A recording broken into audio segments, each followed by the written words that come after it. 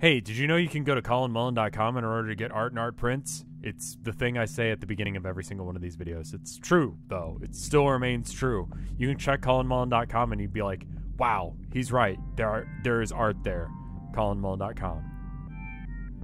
So, today, before we get into today's subject matter, I should talk about this art thing that I'm doing, this painting itself.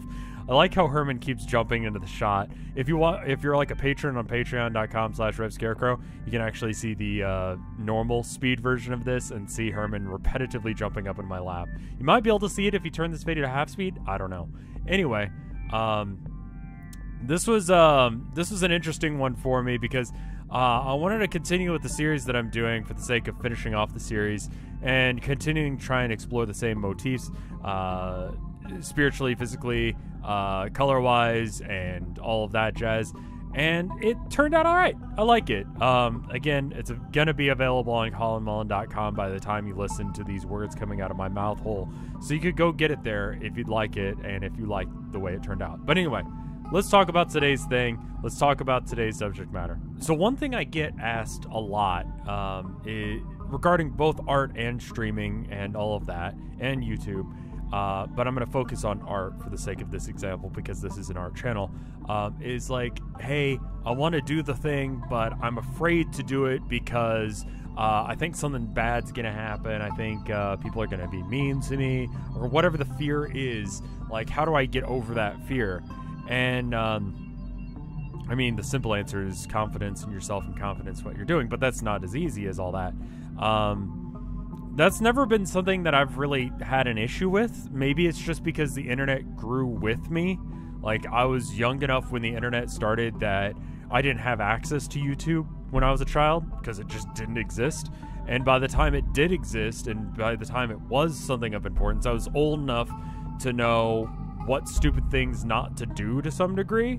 I feel like a lot of children are going to have to envy that in the future because we're past that point. But as far as like just being confident enough to post my art, I've always just, I don't know, a bigger fear for me than having people criticize me or make fun of me, because that's just going to happen. It's the internet, dude, is the fear of not trying, or the fear of I could have done something, you know? Like, I could have done something about this, but yet now I have to live in a world where I didn't. And am I going to be okay with that reality of not having done whatever this thing that was so important to me that I needed to do it? And so I will be absolutely afraid, like completely afraid of doing a thing sometimes, but realize that there's no path forward except to move forward. Like, I can't not do the thing, because the fear of not having done it overrides my fear of, will I be successful? Because I know I'll fail if I don't try. I don't know what will happen if I do. Hopefully there's an outcome where I succeed, but maybe that's not the way your mind works. I know a lot of people are like, they grew up getting like love and appreciation from their family and their folks, and from, you know, oh, you got an A, yay, let's go out and get ice cream. And so now they want that kind of validation from other people still now when they're older, or maybe they're still at that age where they get that. And so like, they're afraid of not getting that validation, or not getting, I don't know, being told that they're doing it wrong. And the simple fact of the matter is, you're gonna get told you're doing it wrong. People are gonna get mad at you. People are gonna yell at you.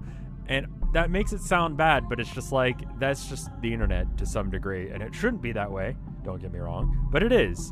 But you're gonna, I don't know, I feel like you miss out on so much by not trying.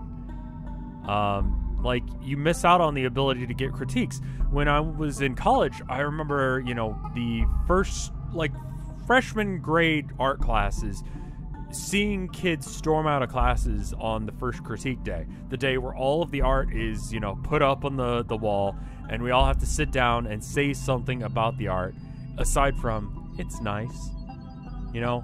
And people get offended. People get super offended.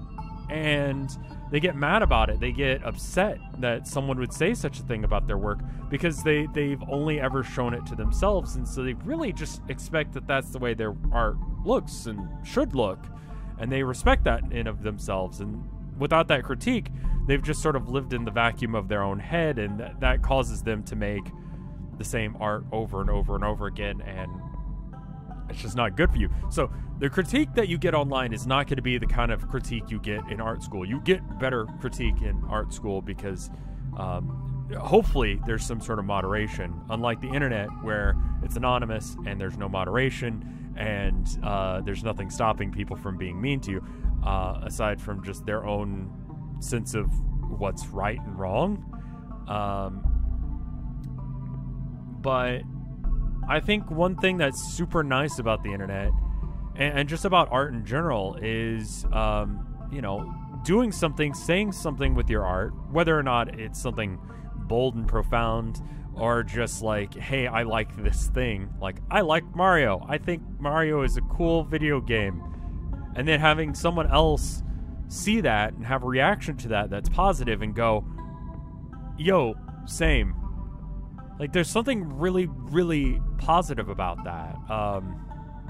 You know, it's part of the reason I listen to a lot of the music that I listen to is because, you know, I kept hearing all these pop songs on the radio, and I was just like, geez, this just isn't me. I don't feel this, you know?